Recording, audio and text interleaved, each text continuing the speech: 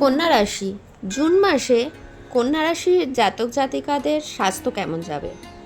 স্বাস্থ্য বিষয়ে এই মাস আপনাকে সতর্কতা অবলম্বন করতে হবে। স্বাস্থ্য সম্বন্ধিত সমস্যা আপনার থাকবে পুরো মাস ধরেই। শারীরিক সমস্যা একটার পর একটা আসতে থাকবে। চোট বা আঘাত লাগার যোগও বিদ্যমান।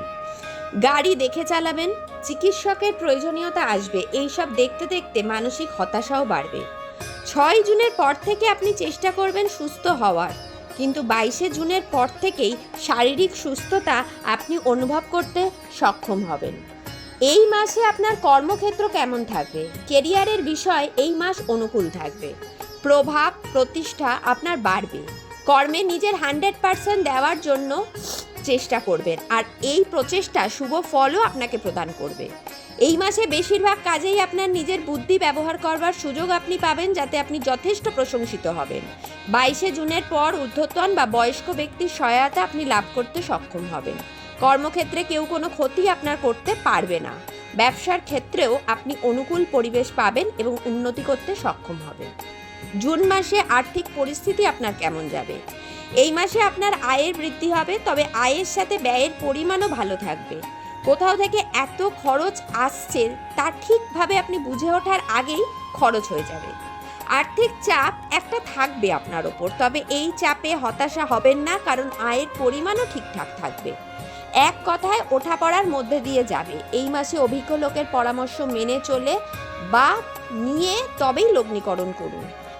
এই জুন মাসে আপনার সম্পর্কটি কেমন থাকবে? সম্পর্কটি যদি প্রেমের হয় তবে প্রথম দিকে একটু সমস্যা থাকবে। প্রেম ঘটিত বিষয়ে একটু হতাশাবোধ কাজ করবে, তবে 7 জুনের আগে অবধি এর কোনো কারণ আপনি খুঁজতে যাবেন না, কারণ 7 জুনের পর থেকেই প্রেমের গভীরতা আপনি অনুভব করবেন। একে অপরের সাথে সময় কাটাবেন। জীবনসাথীর স্বাস্থ্য নিয়েও একটু ভাববেন।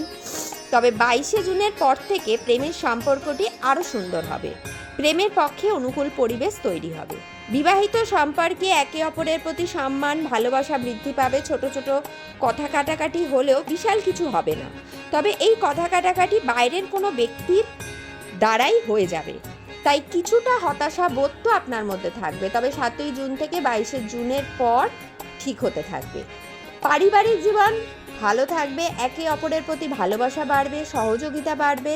পরিবার বর্গে একে অন্যের প্রতি ভালোবাসা বৃদ্ধি পাবে। এই জুন মাসে আপনার করণীয় উপায় কি থাকবে? শুক্রবার মহালক্ষ্মীর মন্ত্র জপ করবেন।